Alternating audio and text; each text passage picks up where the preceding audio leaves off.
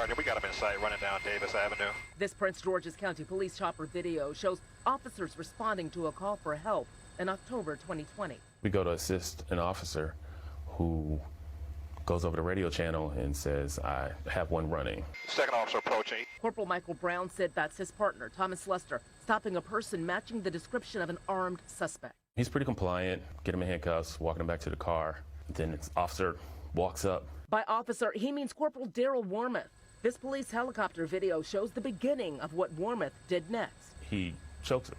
It starts with a throat jab, open-handed throat jab to the neck, and he grabs him around the neck and pulls him away from another officer. Brown says the teenager, then 17-year-old Kayvon Hines, cried out. Y'all gonna let him do that to me? And at that point,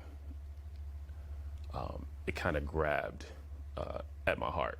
Turns out Kayvon wasn't the suspect, but what Wormuth did. I think everyone on scene was shocked that witnessed it. Everyone may have been shocked, but only Brown and Lester reported Wormuth for use of force violations, according to court documents. We're trained not to put any kind of hands on anyone's neck. Wormuth was eventually charged in a criminal investigation and convicted of second-degree assault and misconduct.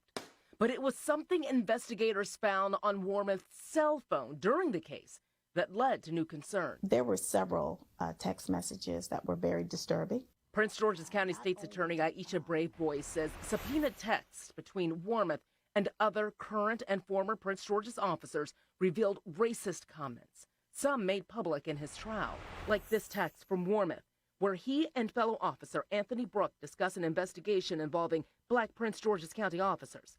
Wormuth called them effing animals and said, black people in a white man's job. Brooke replies, yep.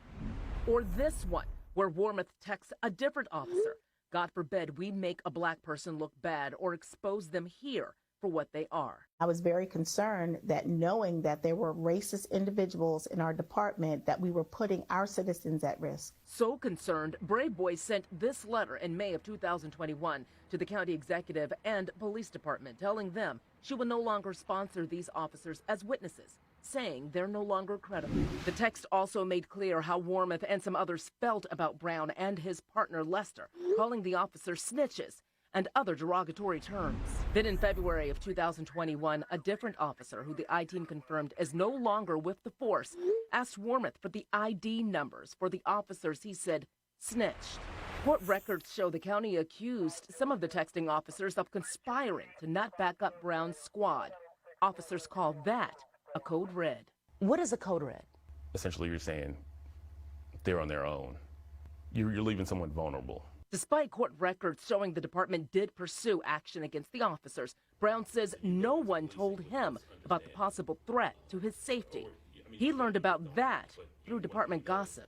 Brown said he went to his executive command in April of 2021 requesting a transfer and was offered desk duty alongside some of the same officers who had sent the concerning text. I just felt betrayed. He declined and said he wasn't moved off patrol for 7 more months. My safety I don't feel like it was being regarded as a priority. Wormuth's attorney declined comment, as did Brooks' attorney, but court records show Brooks sued the department for trying to fire him as a result of the messages and won in a lower court, with the judge ruling his personal texts were protected by his First Amendment rights. He's still working at the police department as the county appeals that decision. Police Chief Malik Aziz wasn't yet with the force during Wormuth's choking incident, but he was there for his trial. In this internal email that he sent to officers after Wormuth's conviction, Aziz wrote, "It is so important for all of us to remember that new legislation and laws are changing the way we police, and the magnifying glass that we are under as police officers is 24/7. He goes on to say that his support for his officers is unwavering, but he does not specifically mention his support for the whistleblowers in the case, or whistleblowers at all. The I-team requested an interview with Aziz, but the department declined and sent us this statement. Since I took over the department, we have made it clear that we do not tolerate racism within the department or officers who abuse the trust of the community, and we have consistently worked to hold officers accountable." The chief also said once the department became aware of alleged threats and retaliation, those threats were immediately investigated and several officers linked to the allegations were suspended. Meanwhile, Brown was still out on patrol.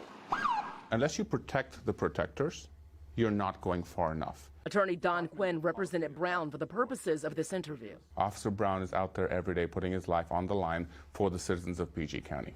And if he can be treated like this, you as a citizen of PG County can also be treated like this. In fact, you are even more at risk because you don't even have a uniform on. Brown's partner, who declined an interview with News 4, has left the department. Brown says he doesn't know what his future on the force will be. Do you regret turning in that officer? Not at all. Not at all.